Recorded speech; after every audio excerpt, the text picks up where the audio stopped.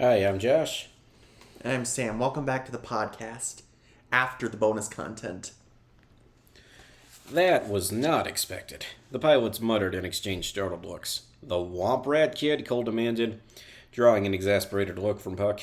Is that what we're calling him? Dreas said. He'll fly as Red 5, now assuming a simulator run checks out. Before anyone else has something to say, remember that without Skywalker, the princess would have been executed, and we'd be going up against that battle station with nothing but prayers. 2 slots left in the squadron. Puck fixed Cole with a stern look that he didn't need to interpret. Darklighter will be Luke's starboard wingman, flying as Red 3, Reyes said, assuming someone can find Biggs by the time we fly. 1 seat left. Cole prayed that the old man wouldn't let him down. Wedge, you'll be port wing, flying as Red 2, but see Kalima about your bird. He's got a couple of things to go over with you. Yeah, some pilots actually won't be flying at the Battle of Yavin. Tycho Selchu is on life support, and this one rebel pilot's in the sick bay with measles. Also, as a consequence of this story incorporating the pilots from Rogue One, also including the Legends Battle of Yavin roster, most of the latter end up being grounded, resulting in them actually surviving in this continuity, even if they never show up again. Also, I did my research, so in case you're curious about the whole fake wedge thing, it's a reference to how, in A New Hope, in the briefing room scene, you know,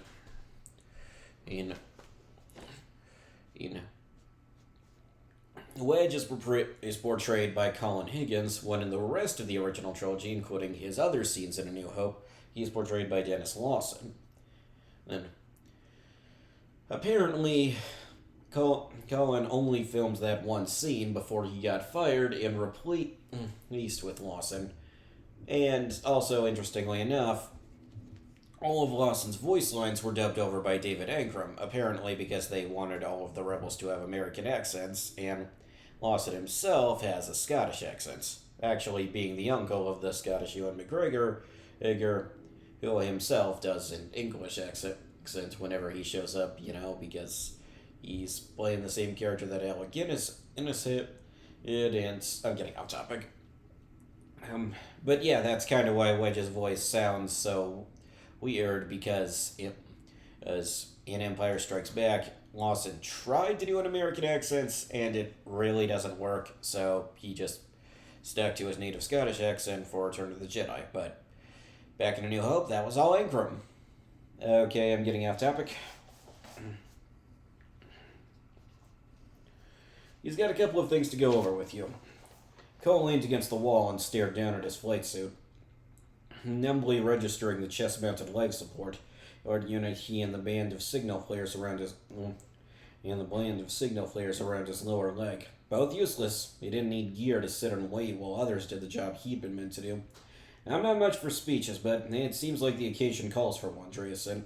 There's a tough target waiting for us. Just like that a lot of brave people, including friends of ours, gave their lives so we'd have a chance to take that target down.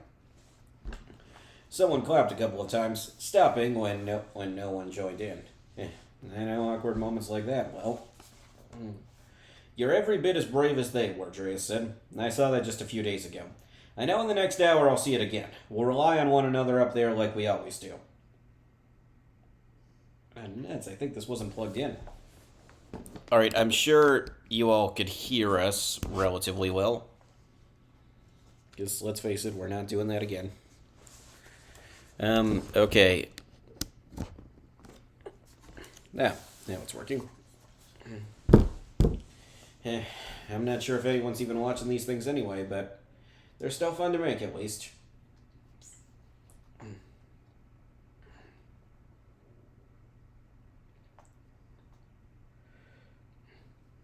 I know in the next hour I'll see it again. We'll rely on one another up there like we always do. And as long as we do that, I'll go up against anything in the galaxy and like our chances. Alright, that's it. Techs have already started pre-flight. Get to your birds in 10 minutes, and I'll see you up there. Cole remained motionless as the other pilots and techs began filing out of the room. Tough break, kid, said Puck. Stay sharp. If they can get more birds flying, they're going to need pilots. But Red Squadron's got its 12, Cole said. So even if that happens, I'll be at the back of the line. I also thought about this. Two X-Wing pilots. One says, hey, I'm staying back here and holding the fort. Are you going to tell me some of your war stories? And the other X-Wing pilot crawling his X-Wing says, definitely later, when I come back from facing the Death Star. Are you sure about that? Yeah, I'm sure I'll come back alive. And I'm definitely going to tell you my war stories when I get back. Much later, he doesn't come back. Yeah. Yeah, well, if you're in the military, treat every day like it's your last, because it probably will be. Depressing, isn't it? Puck started to say something, but Cole turned away. Just leave me alone, he said, leaning his forehead against the wall. The ancient stone felt soothingly smooth and cool. The room quieted, and when Cole looked up, he was alone. The only sound was the hum of the air scrubbers fighting their rearguard action against the jungle moon's relentless humidity. The chairs were askew, and station bar wrappers and half-empty cups of caf dotted the tabletops. Someone needs to clean this up. Colonel Kor sees the ready room like this, the demerits will fly. Kor is actually a background character from Rogue One, who actually was brought back in the comics just to be killed off. Except there wouldn't be a next briefing. Soon everything around him would be a part of a cooling debris field in the earliest stages of becoming a ring of Yavin. What was the point of cleaning up? What was the point of doing anything except waiting to die? The fury came all at once. Chairs flew, tables overturned, and still Cole raged on, looking for new targets. He spotted his flight helmet hanging by its chin strap from a rack on the wall. That would do nicely, he thought, taking a step toward the helmet and the one hanging next to it. The matte green one hanging next to it. Oh. The door opened, and until he stared at the wreckage and Cole standing in the center of it, breathing heavily. Okay, I really do need to rewatch the movie just to see if Wedge does indeed have a matte green helmet, because I could swear he doesn't. I guess you forgot your helmet, Cole said, his voice low and strange in his ears. Cole may have to ask where it was, Antilles said, stepping carefully over a tangle of fallen chairs. Not the best way to start a hop. Antilles avoided Cole's eyes as he made his way to the rack, took his helmet down, and picked his way back to the door. But then he paused and turned. I'm just thinking about this. Coulson's all like, now, where is my helmet? Where can I find my... Oh no, ah, please don't kill me! Got you again, Coulson! Wedge, why? Every time! That's nice.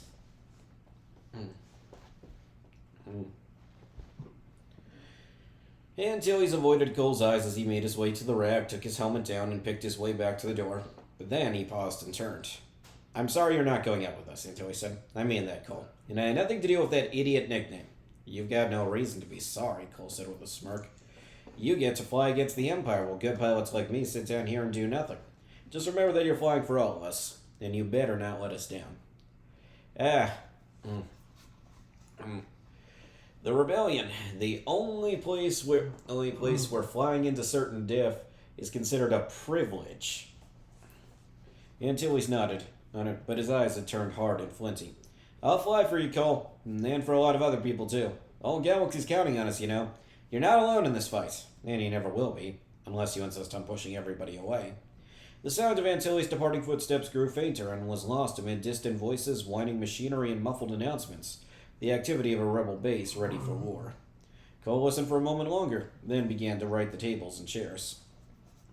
When he entered the war room, Cole immediately spotted Princess Leia, a slim figure in white at the main command table with Tadana and other rebel bigwigs. He scanned the room and found a knot of orange flight suits at an auxiliary display. Rue, Chan, Corsi, who all died in the Battle of Yavin in the Legends continuity, and Kalima, who did not exist in the Legends continuity. Cole steeled himself for their reaction, but the others simply nodded, with Rue and Chan making room for him at the table. Battle stations orbiting the gas giant, Chan said. Less than 15 minutes to firing range. So, when did they call K-10? Cole asked. Don't think they're planning to evacuate, Corsair said. Most of the essential equipment left with the fleet. It's all in the hands of the pilots upstairs. There's nothing I can do about it, Cole thought. The pilots were the last line of defense against the Empire's planet killer. They need every advantage they could get, and a lot of luck. Coleman tapped at a readout on the tactical display, muttering at what he saw. Problem with one of our birds, Cal? Jan asked. Port stabilizer on Red 12's misaligned, but NACO knows to compensate for it. I'm more worried about Red 2. We had to do a patch job on the stern hydraulic lines after Scarif. Wedge can handle it, Shan assured him. Wedge fought out of the Battle of Scarif? Interesting. Cole retraced schematics in his mind and didn't like what he found. If those lines fail, his micromaneuvering controls will go too. Foreshadowing. Until he knows that and still one to go, Kalima said. Let's fly with the patches or don't fly at all. That's a big risk, Cole said, which drew about an arc of laughter from Corsair. Look around, Cole. We're all part of the biggest risk in the history of the galaxy. Over the speakers, Gold Leader announced the start of the Y-Wing's attacks runs, with Red Leader directing his X-Wings to cut across the battle station's axis and draw the Imperial's fire.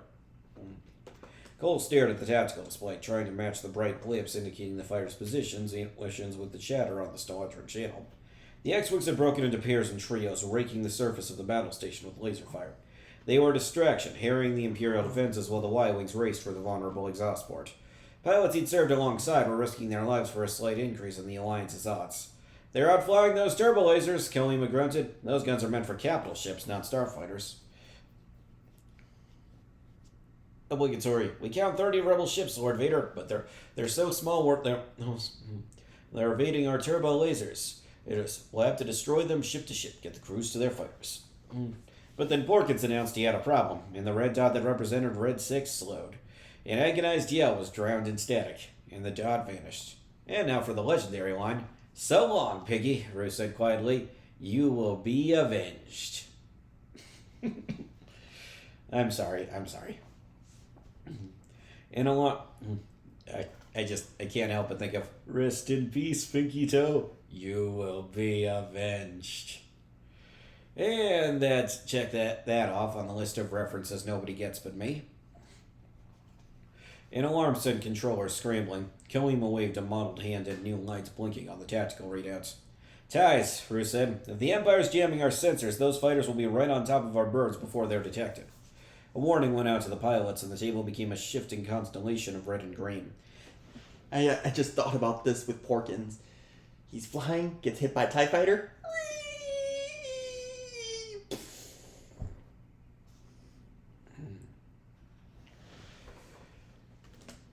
Yeah, that's funny.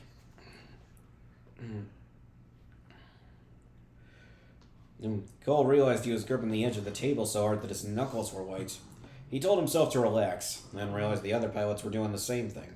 A green dot attached itself to John D., and a moment later the rebel veteran was dead. Then Skywalker took a glancing hit from a TIE just before flying into a heavy fire zone. Both the red and green blips vanished, and Chan leaned closer. Did we lose the kid? The two blips reappeared, and Skywalker called out for Biggs, but it was Red 2 that vaporized the Imperial pursuer. I also thought about this. Here's another good line. So long, Space Hog. In the meantime, we will avenge you.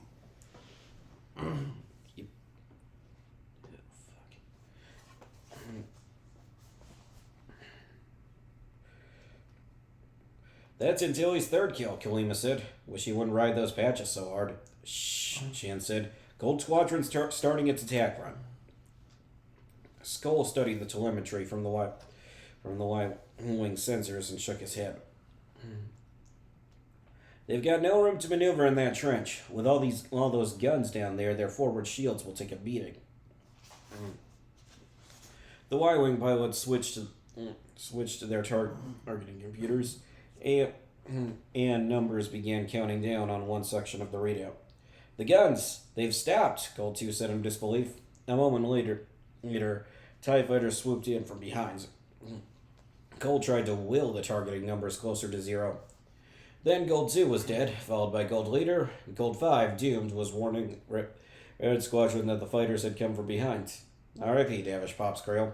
And the Death Star was less than 5 minutes from clearing the planets. Oh yeah, and I also thought about this. Oh, good thing we dealt with all those fighters. Things are looking up for us. Oh no, what's that? Our entire squadron was destroyed by one fighter. Clear out the way. This one's mine. This is no droid pilot. Obligatory Tartakovsky reference. I'm definitely pronouncing that wrong. Cole realized he'd been holding his breath and let it out in a ragged stream. He stared at the tactical readout, trying to count the red dots. The other Y-Wings are being chewed up, Chan said, seeing his gaze. Well, except for Elon Orleani and Dorkeep and Farlander. And Red 8 and Red 7 were shot down skirmishing ties. Dennis was dead and Bentley too. Cole remembered the pride on their faces after Scarif, how he'd ached for the chance to play with them. So long, Rogue One Globshitters. The old man's up next, Drew said. He'll make that shot, you watch. Cole nodded, trying to convince himself. Wasn't Dreas a legend with a flight log dating back to the Clone Wars? Didn't he have a Theron and Puck backing him up? He imagined Puck destroying the battle station and becoming a rebel hero, and choosing Cole as his wing as the Alliance pursued more victories. Imagine that timeline. Puck Nico, hero of the rebellion. With the Death Star 3 minutes from firing, Dodonna told Dreas to keep half his group out of range for another potential attack run. We won't get a third shot at this, Cole said. And Shan shussed him. Dreas ordered Skywalker, Darklighter, and Antilles to hold their position, while Red 9 and Red 11 kept skirmishing with ties. As the three X-Wings swung into the trench, Cole found himself muttering under his breath, begging Puck to watch out, and urging whatever cosmic forces had shaped the universe to guide Dreas' torpedo. Rue stood stock still at the tactical table, sweat running down his forehead. Of course, they kicked relentlessly at the stone floor. Shan gnawed his lower lip. That's 6 kills for Antilles, said Kalima. I fixed something, it stays fixed. Cole stared at the 3 dots approaching the blinking cross that marked the exhaust port. Oh yeah. Wedge Antilles, you just notched 6 kills. How do you do it? Well, to put it simply, I am simply one hell of a pilot. Nice joke. Nice Force Awakens reference. Said Kalima. I fixed something, it stays fixed. Cole stared at the 3 dots approaching the blinking cross that marked the exhaust ports, trying to speed them up. Keep your eyes open for those fighters, Dreas said. A chime announced that his targeting computer had the target marked and locked in. Come on, boss. Come on, Cole said. And then there was a cry, and the blip representing Red 12 blinked out. Puck was dead. Cole looked down, blinking hard. You better let her loose, Naton urged. They're right behind me. Almost there, Dreas said, his voice almost pleading. I can't hold them, Naton warned, and then wailed in anguish. So long, Nazo. Another chime, Dreas yelled. It's away! And a dozen conversations started at once. It's a hit, someone yelled on the Squadron's channel. Cole stared at Corsair, seeing the same wild hope he knew was on his own face. Negative, Dreas said as the green dots closed on his position. It didn't go in, just impacted on the surface.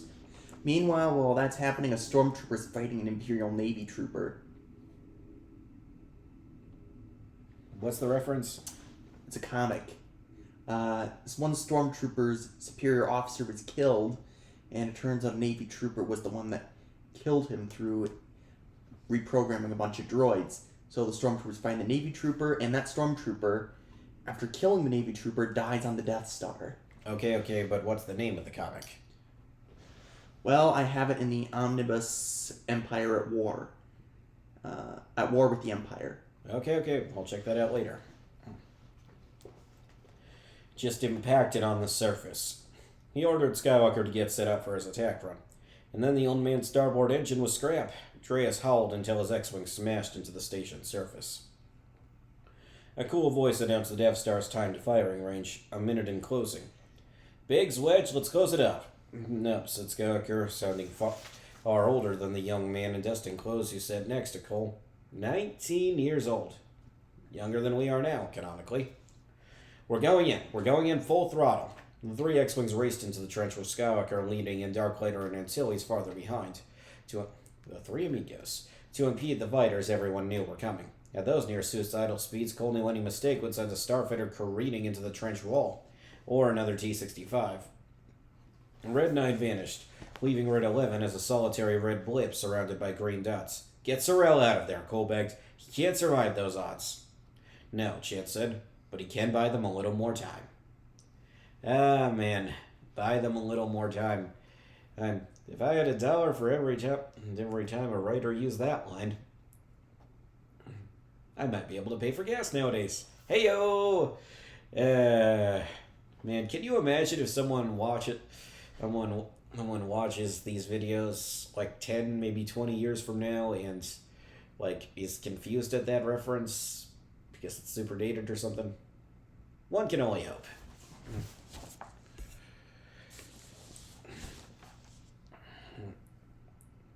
Fighters, until he said, coming in, point 3. As Skywalker's targeting computer picked up its lock, something blinked on Kalima's tactical readout, and the tech's maroon skin turned a pale salmon. Human. Antilles is hit, he said. Shot severed the hydraulic lines. If he doesn't get clear, he's as big a danger as those ties. Cole could almost see Wedge fighting a slewing and bucking starfighter while trapped in the narrow trench. Tell him, Cal, Cole urged. I'll never get through. I can't stay with you, Antilles said bleakly, and the red blib zoomed away from the trench. And seconds later, the dot representing Sorrel disappeared. Red Squadron had been reduced to Skywalker and Darklighter. The ties are accelerating, Shan said. Now it's a race. Hurry up, Luke, Darklighter said, and then hesitated. Wait, he said plaintively, a split second before he died. 30 seconds to firing. Cole spotted the red blip that was Wedge, heading back toward the trench with the cloud of ties closing in. What's he doing? Kalima studied his instruments. He's charged the auxiliary hydraulics, but that'll only give him a minute to find control at most. If he goes back in that trench, he'll never come out. Cole silently begged Wedge not to throw his life away, but not after having survived such odds. But he suspected he'd have done the same thing, recklessly trying to rejoin the fight rather than let people think he'd run. Nobody who had flown a T-65 would say that. But did Wedge realize that right now? And if their positions had been reversed, as Cole had so fervently hoped, would Cole have realized it? And then everything seemed to happen at once. The Death Star cleared the planet, Skywalker's targeting computer shut down, and the Wombrad kid claimed nothing was wrong. The freighter that had returned Princess Leia to Yavin 4 came out of nowhere, scattering Skywalker's pursuers with a suicidal charge. And Wedge, instead of dropping into the trench using the last drizzles of hydraulic fluid, turned his X-Wing away from the Death Star. Skywalker's torpedoes fired. Cole thought he heard the young pilot gasp as they ignited, and the noise in the war room rose in pitch and volume. The Death Star vanished from the tactical boards, leaving just 4 red blips against a blank expanse. Cole and the other pilots stared down at the readouts. No one breathed. No one dared to speak. Target destroyed, a controller said, and the war room descended into pandemonium. Cole found himself pounding Rue on the back, hugging Corsair and Kalima, and slapping hands with Chan so hard that it hurt. Yes, they're celebrating the deaths of millions of people, edgelords. But hey, they were all going to die too. So, also, remember Alderaan. Then he was swept up in the throng of pilots, soldiers, and technicians rushing for the main hangar. They arrived in time to see the freighter set down outside the temple with a Y-wing landing nearby. I had friends on that Death Star. R.I.P. Jude Edavon. You were so adorable. You're like Star Wars Velma. Anyways, and 2 battered X-Wings easing into the hangar. Most of the crowd headed for the T-65 with the 5 chevrons on each wing. But Cole's destination was the X-Wing attended by only a scattering of rebels. He was waiting at the bottom of the ladder when Wedge slowly descended, facing away from Cole. Wedge removed his helmet, his back still turned. His hair was matted with sweat and his shoulders rose and fell. When Wedge turned, he saw Cole and took an instinctive step backward. There was nothing I could have done. And then Cole wrapped him in a bear hug. You took out 6 ties, ran that trench at full throttle, kept your bird intact without its maneuvering systems. You did all that, and then you tried to go back, you crazy fool, he said. You did everything anyone could have done and more. When he finally let Wedge go, the other pilot gaped at him. I just hope everyone sees it the way you do. Oh yeah, also I remembered something. In the Imperial Handbook, Luke Skywalker says, yes, I was the one that blew up the Death Star. I was the one that fired the shot, but the Force itself wanted the Death Star destroyed. Too bad they couldn't have gotten everybody off first. If only we could live in the optimistic Phineas and Ferb universe. That would be fun.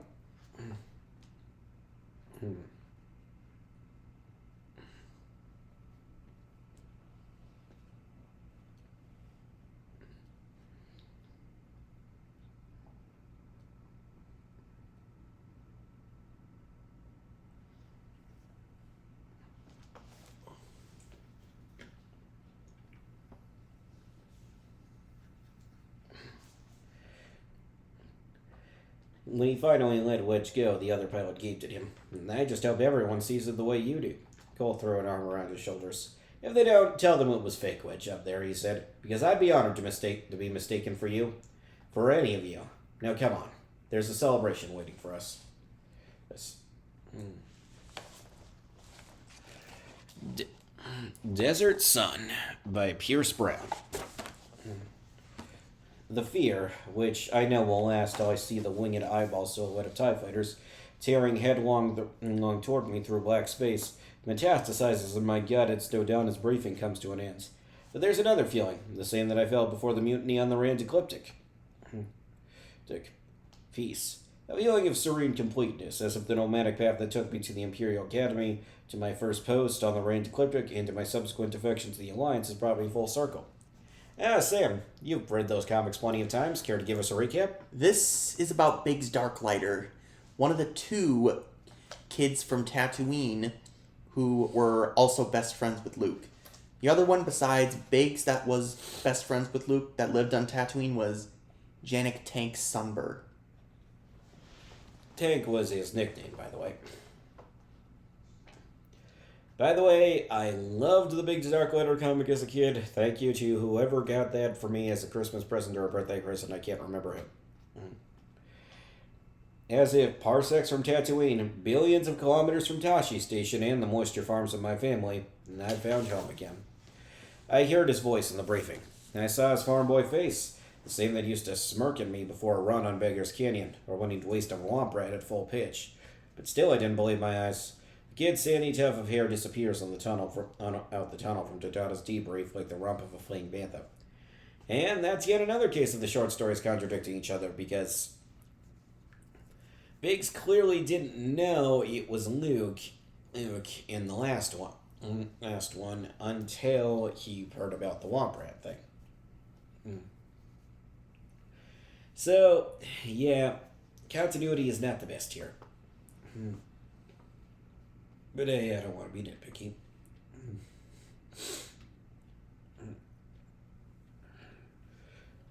I call after him, but he doesn't hear. I got wind from Wedge that the princess had been brought back by a farm boy and a smuggler, but there's more agricultural systems under the Empire's boot than the grains of sand on a Mon Calamari beach.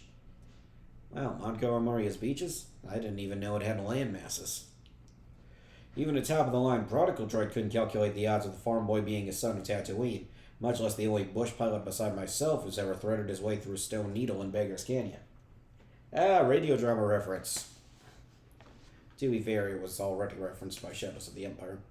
But it feels so purposeful, so fated. Just as my path has led me here to the point of crisis where I can strike a blow for freedom, it's brought my best friends as well. What luck. It's as if all the stories we heard as children were true. I push my way through rebel flight officers and pilots and get tangled with an astromech droid, banging a chunk of skin from my left shin. Shouting in pain, I hop sideways on one leg straight into Jack Porkins. I sink into the side of the man, and he throws an arm around my head to ruffle my mustache with his ham-sized fingers. Watch where you're going, laser brain, Porkins chuckles like a hut, and I manage to wrench myself free of his squishy embrace. Biggs, even you're comparing Porkins to a hut? Shame. Most of the Alliance veteran pilots, lucid terms that is, were accommodating to new recruits, especially given the nascency of their fighter squadrons. But Porkins, a cocky pilot from Bastine, seems to think it's his duty to institute ritual hazing, even on the break of battle. By the way, that's Bastine the planet, not Bastine the town on Tatooine. It's easy to get them mixed up. Hope you're better off your feet than on them, he says with a grin. That sounds like an invitation. I snort a laugh. Do you want to try that again, Porkins? He grins and pushes me to the side. Oh, I'm far out of your league, Nerfherder. It's not till the hangar that I catch up to my old friend, and as he runs his hand along the fuselage of a T-65, the same wishful expression he wore when we parted at Tashi Station just a few short weeks ago. He's dressed in a flight suit now. The bromance reunites. Oh wait, I already used that joke from the last episode. Hey Luke, I shout. He wheels around, a bright farm boy grin already on his face. Biggs? I laugh. I don't believe it. I throw an arm around his shoulder, questions tumbling out. How are you? How'd you get here? You coming up with us? He doesn't miss a beat. I'll be right up there with you, and if I got stories to tell you, him and me both. How the hell did he end up in this? There's no time to ask, and even less time to tell him how happy I am he's here. Skywalker. Go. I just realized Rogue One changing the theft of the Death Star plans to a whole year before the destruction of the Death Star would allow all the stuff that happened to Biggs in the comics to happen between him leaving Luke and that one New Hope deleted scene at the beginning of the movie, and him reuniting with Luke at this point in the movie. But still, there is no indication in the movie whatsoever that it takes place over the course of several months. Anyways.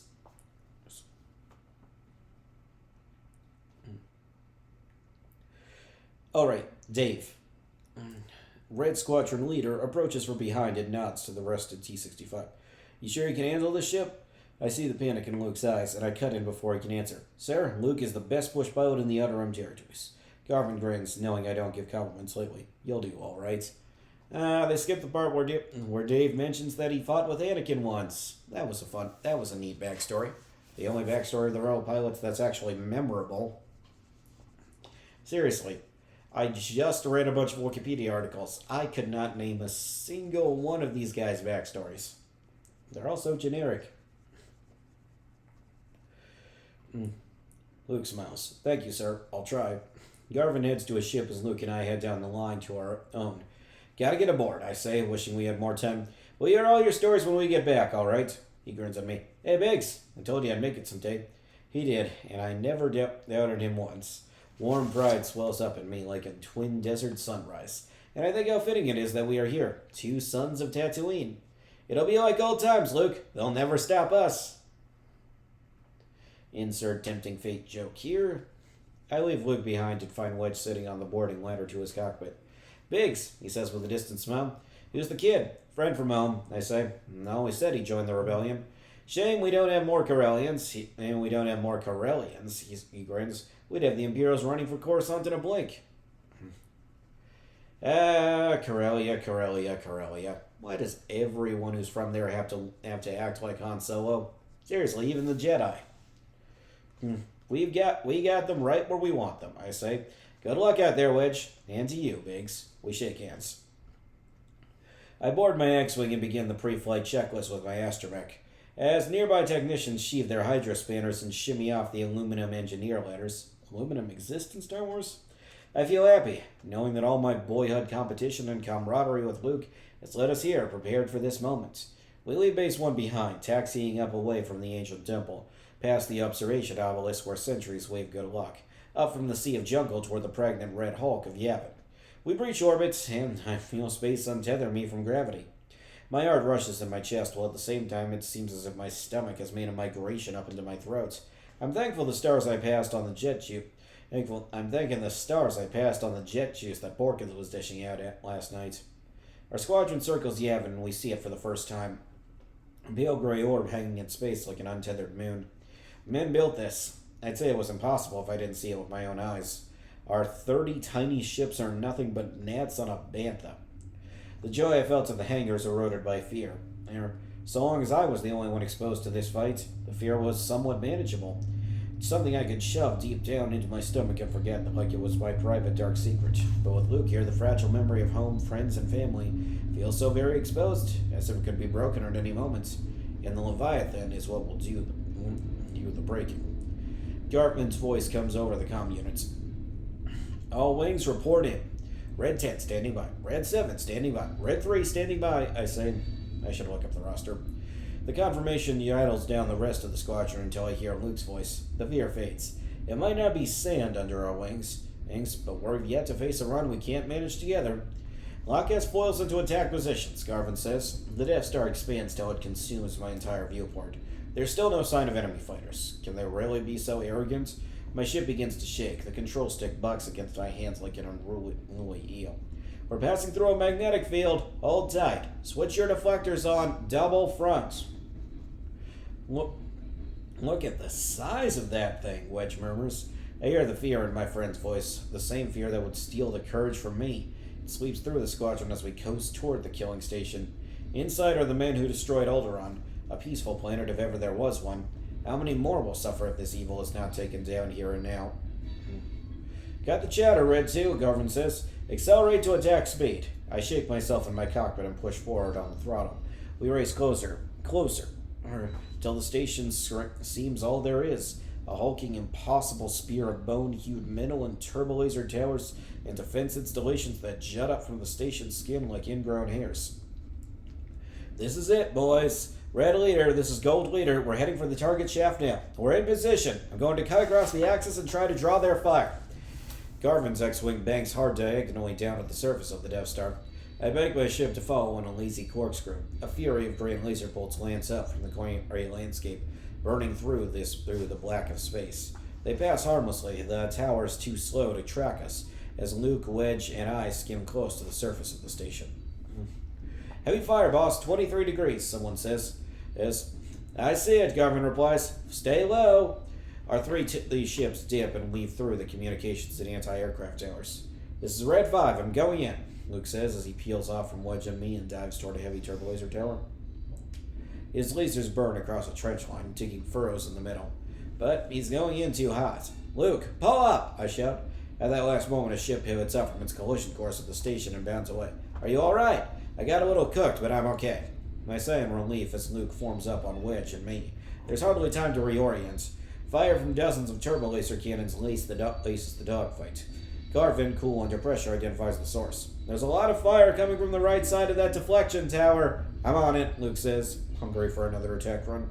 He was always the more eager of the two of us. Aunt Beru was more than half certain he'd end up engine paste on the side of a Beggar's Canyon rock shelf. To be honest, so was I, but I've never seen anyone with the run of luck Luke has. I form up on his flank to help with his attack run on the laser towers. I look on the scope to see who is nearby to offer support. I'm going in. Cover me, Porkins. I'm right with you, Red 3. The sound of his voice is surprising comfort. By the way,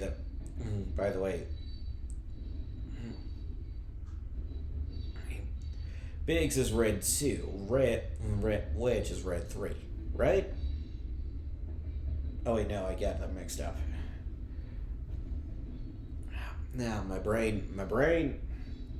Luke and I swoop low to the deck, weaving between towers, and concentrate our fire on the laser tower that was chewing up Garvin's wingmates.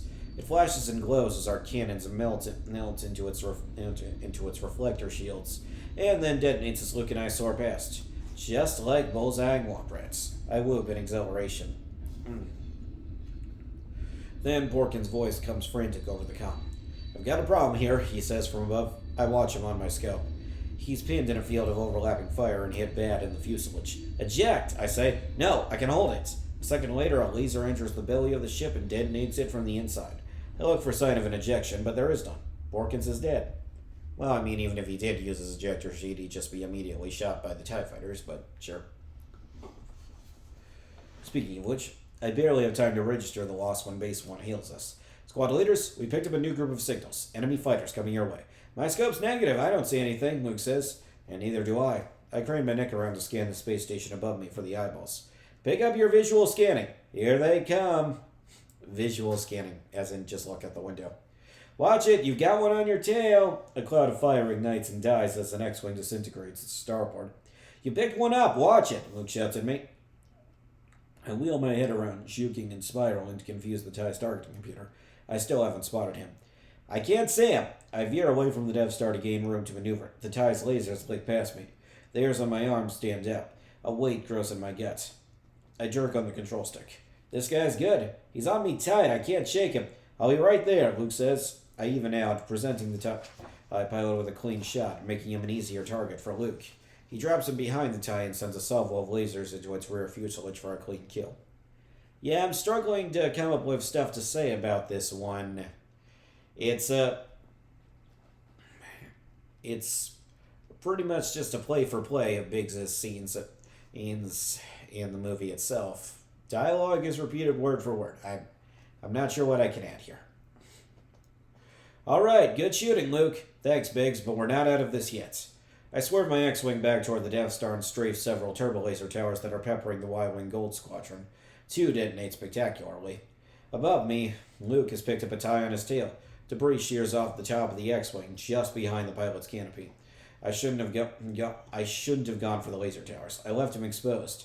I can't shake him, he says. In a panic, I'm about to come at the TIE from underneath when Wedge evades the ship with a bold head-on attack run soared straight through the debris. Damn, that man can fly. I form upon the two and check on the damage done to Luke's ship. You've got some damage there, I say. How's the stick? Still got maneuverability. Luke says, we gotta stay tight. No more running off. Copy that, I say. Okay, that dialogue was now. Surprised and somewhat relieved that he's taken control of our flight wing. If Wedge hadn't been there, Luke would have been in some real trouble. That's on me. I got hungry for a kill and I left my wingmates. Not again. We formed tight on each other.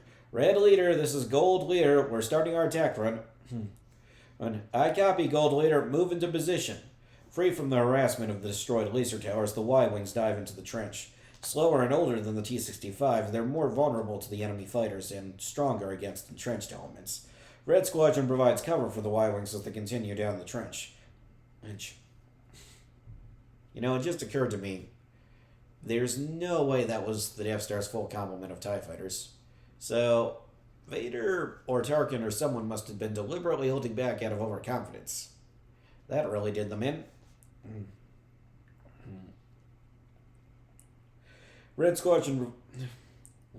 Luke, Wedge, and I tango with a trio of TIE fighters.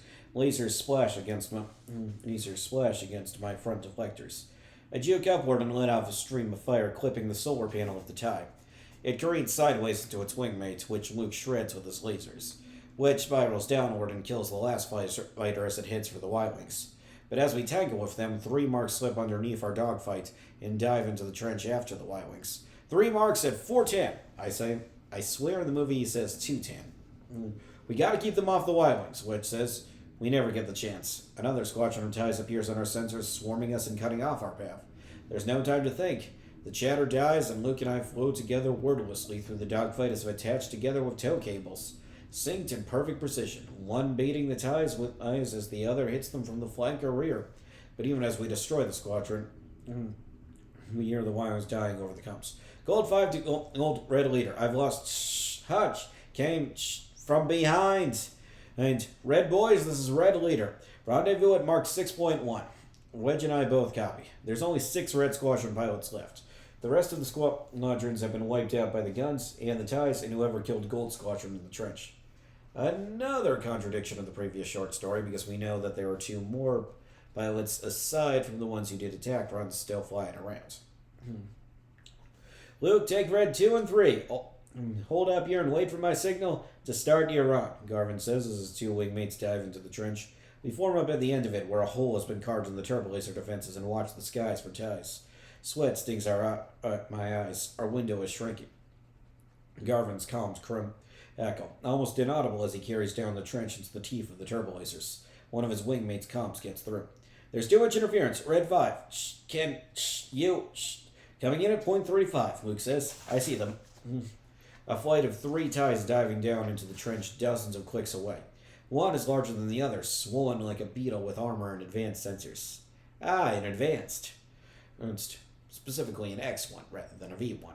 They disappear into the trench and all we can do is watch. Holding for our attack run, we're too far away to help. They're sitting ducks in there. I want to break free of our holding pattern and charge after them, but there's no time. Just hold them off for a few. I hear through chatter. Almost there. A ball of fire flashes far ahead in the trench. One of the X-Wings disappears from my sensors. Then the second goes with it. Garvin's alone, without wingmates, but he's in range. They bought him enough time. It's away, he shouts and peels up out of the trench. His proton torpedoes fire at the exhaust port. It's a hit? Negative. Didn't go in. It impacted on the surface, Garvin says grimly. The armored TIE that destroyed his wingmates has pursued him up and out of the trench, spewing acid-green laser fire at his engines. Red 1, we're right above you. Turn to point 05 and we'll cover for you, Luke says. Stay there, Garvin orders. I just lost my starboard engine. Wedge and Luke are silent in their ships. I feel a chill go through me. Garvin knows he's going to die. If we go help him, we'll lose our chance. Get set up for your attack run, he says bravely. The words are barely out of his mouth when he's clipped in the rear by a laser. He loses lateral controls and careens down into the surface of the Death Star, screaming. We're alone. Our squadron gone. Out of 30 ships, only 3 of us remain. And the Death Star is drawing around Yavin. Mere seconds left before it can fire down at the moon and obliterate the rebellion as it obliterated Alderaan. We are the last hope. Biggs, Wedge, let's close it up, Luke says, more authority in his voice than I've ever heard. Before today, we are friends, equals as boys. Though the world always put me above him.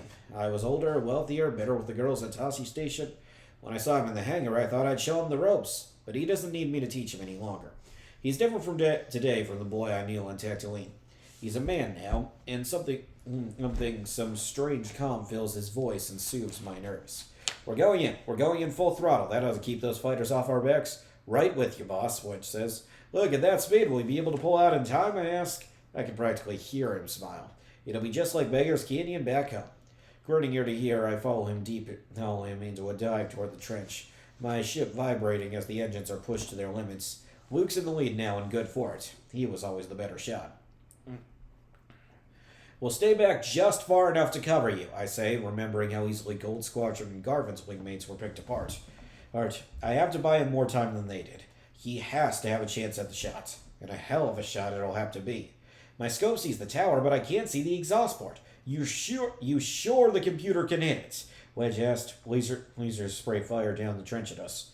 Watch yourself, increase speed, full throttle, Luke replies. What about that tower? Wedge presses nervously. You worry about those fighters. I'll worry about the tower, Luke snaps.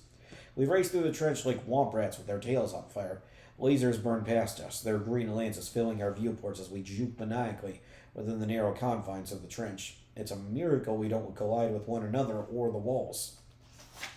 I spare a glance up through my canopy to look for the enemy ties and almost carried into the wall. I correct myself and chance to look back up. Wedge spots them before I do.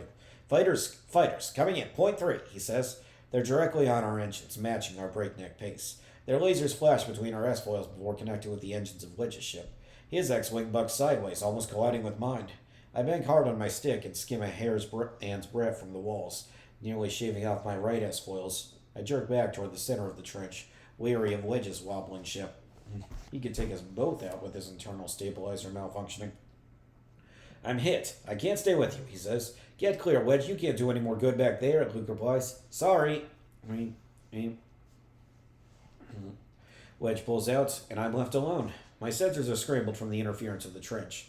I crane my head around to see the ties behind me. They're accelerating, not just matching my velocity now, but outstripping it, reeling me in for the easy kill. Hurry, Luke, I rush. They're coming in much faster this time. We can't hold them. I could bug out, like Wedge, but they wouldn't follow. I could shunt the remaining power from my overworked reactor to my rear deflectors to keep myself alive. But without power for the engines, I'd fall behind. They'd leap past me and shoot Luke down. What do? I feel a sudden, inexplicable joy open up in me.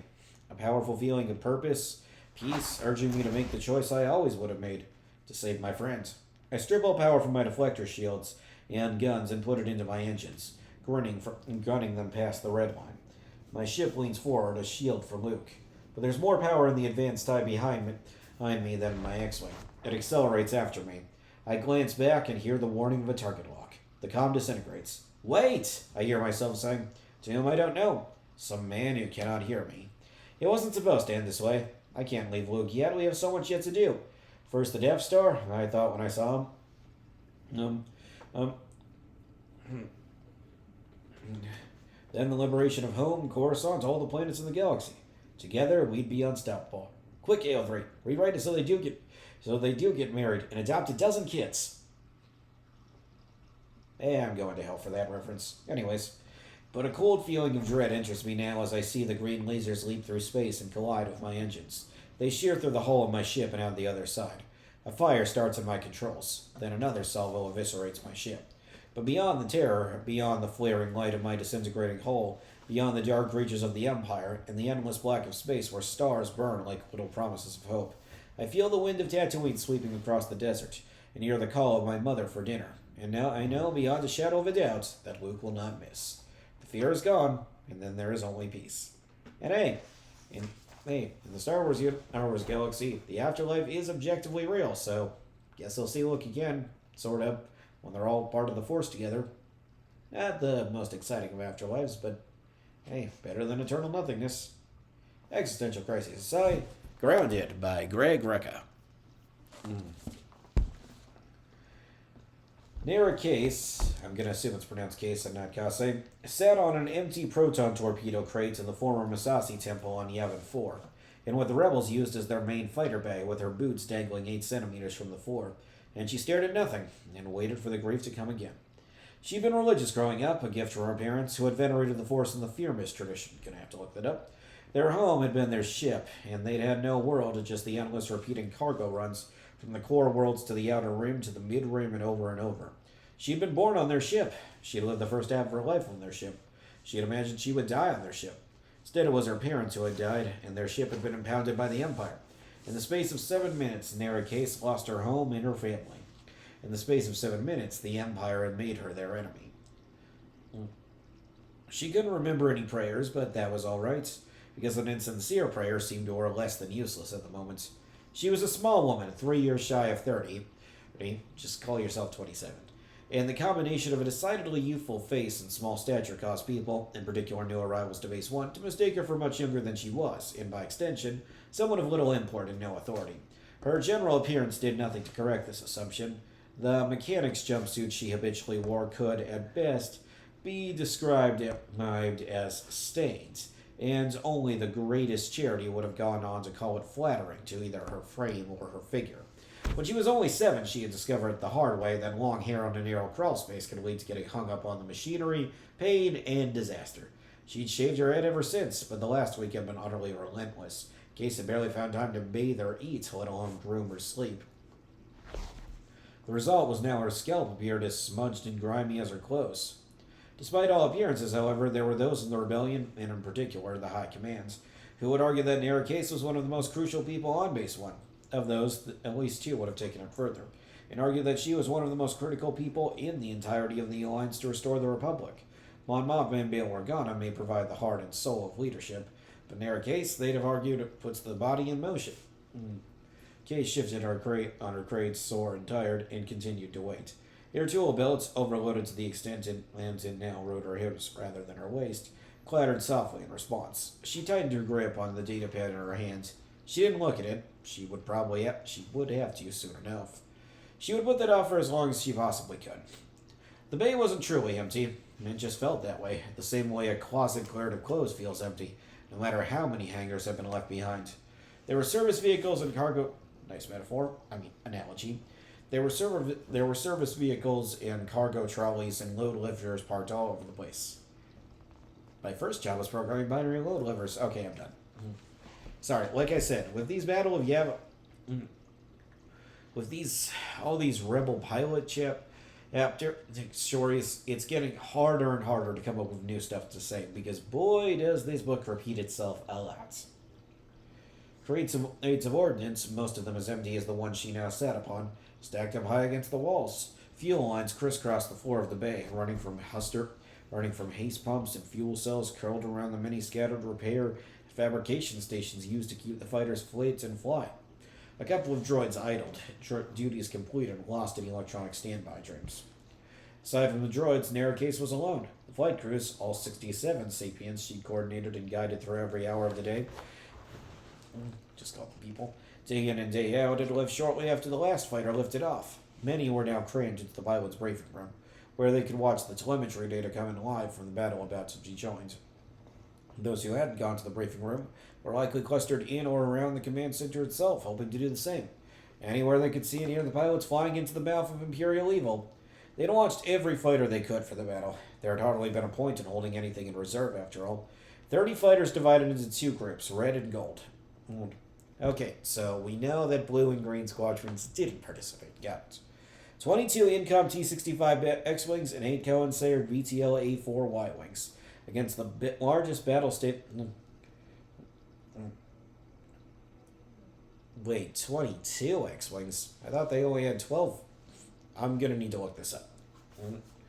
Against the largest battle station the galaxy had ever seen. 30 fighters against a machine that could destroy a planet. 30 fighters against an empire that would do it again, and again, and again if they weren't stopped. There wasn't a single person on the base, not a single pilot up above, who didn't know what had happened to Alderaan. There wasn't a single person on the base who didn't understand what was bearing down at this exact moment on Yavin 4, and what would befall countless planets in its wake unless the rebellion ended this here, today. It ended now, or it would never end. Only 7 spacecraft remained in the bay now. 5 X-Wings, 1 Y-Wing, and 1 U-Wing. 2 of the X-Wings had been cannibalized for parts following the Battle of Scarif, and the other 3, though flight-worthy, had no pilots to crew them. No. The lone... Okay, that is explicitly a contradiction. Oh man, Wikipedia must have had... The Wikipedia editors must have had fits trying to find a way to fit all of this together. But hey, you can fit a square peg into to a round hole if you sand off the edges first. Though flight-worthy, had no pilots to crew them. The lone Y-Wing needed another 36 hours of dedicated effort just to get its repulsor engines back online, let alone its ion thrusters. The U-Wing was another story entirely. It was ready to go, but had been left behind during the battle a week ago due to lack of available crew, and would have been utterly useless in the attack about to commence far, far overhead. Far, far overhead, but coming inexorably closer. As if it answered to the thoughts, the hangar's sound system crackled to life, speakers clicking on high above her where they'd been secured to the ancient stone ceiling. Someone in the command center, most likely the flight controller, was patching in the live audio from the fighters to the ground. There was a hiss that faded to silence, then a fresh ripple of static, and then Case heard Red Leader's voice. All wings report in.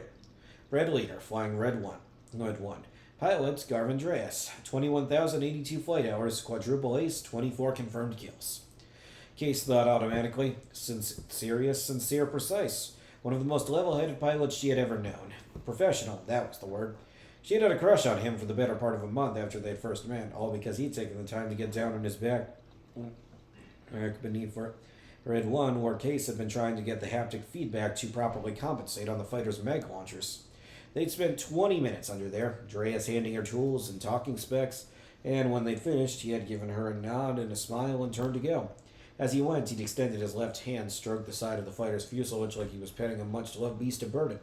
Case was certain Dreas hadn't even realized he'd done it. Over the speakers, one after another called in, and in no appreciable order. Each of Red Squadron's pilots called in. Lock S foils in attack position, Red Leader said. In the same way that her mind tied each pilot to his or her ship, Case immediately could picture the execution of the maneuver without any conscious thoughts. Each of Red Squadron's pilots on their sticks, each of them reaching out to flip the same switch on each of their cockpits. The current pulsing as the circuit closed, the charge redirected down the wiring that ran through the dorsal hull to the splitter, where the signal was redirected port and starboard, ordering the actuators to engage. The hydraulics coming to life in response, flooding fluid into the motivator channels, the strike foils opening as if each of the X-Wings were flexing its biceps. There had been a problem with the hydraulics on Red 7's fighters following Scarif, Case remembered. Red 7. Pilots, Alihak Rue, 3,804 flight hours, ace, 6 confirmed kills. Not a hotshot, but not a traditionalist by any means. The man could make any fighter you let him in twist, turn, and tumble. He flew hard, had flown at Scarif, and Red 7 always came back the worse for wear. Case had lost count of the hours she and her crews had put into recalibrating systems on the fighter, on making certain that when Rue needed it, the ship would answer as called. They were passing through the magnetic field. She heard Red 2, pilot Wedge Antilles, 1,598 flight hours, ace, 9 confirmed kills. Okay, I gotta look up what ace means again. Raycom Prodigal heard the yaw in his voice, and Red 1 told him to clear the channel. Case understood that Garvin Dreas wasn't so much admonishing Red 2 as he was using the opportunity to refocus the pilots, all the pilots on the task at hand. Case didn't know what she thought of Red 2. His time on the stick was misleading. He'd flown for the Empire, trained on ties, had flown before that, doing what she didn't even know. He was one of the few pilots on Yavin who could claim to have long flight time in an A-wing. General Syndulla vouched for him. Good old rebels. Everyone who had flown with him said he was the real thing. Whenever he spoke to Case, he always called her ma'am, was always polite to the point of shyness with her crews. And he was almost a double ace already. Case could almost feel sympathy for any Imperial TIE pilot who found himself in Wedge Antilles' crosshairs. Sometimes it was the quiet ones he had to watch out for. The only pilot Case genuinely wasn't sure about was the new Red 5, Luke Skywalker, on known flight hours. Prior to Scarif, Red 5 had been Pedred Gall, 952 flight hours, 1 confirmed kill. Awkward and eager and still rated as a cadet. He died over Scarif, disintegrated while attacking the shield gate. Like so many others who had died over Scarif. And high above them, at this moment, Case knew that so many more would die over Yavin 4. With an effort, she pushed herself off her perch, landed with another clattering of the tools at her waist. The battle was about to be joined. She needed to be in the command center for this part. The grief followed her, waiting for its moments. Alright, I think that's enough for today.